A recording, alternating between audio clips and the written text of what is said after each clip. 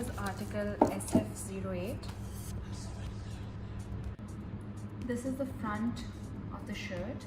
It is in net and has beautiful pearl work over it, embroidered with tilla and sequences. This is the front's neckline with a border and a spread over the top. This is the back neckline of the shirt with sequence work over it. This is the one-sided bordered dupatta with sequence work all over it. This is the border of the shirt.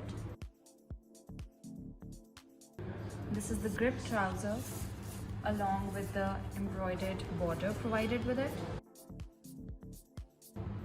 And these are the beaded tassels that are placed at the border of the shirt.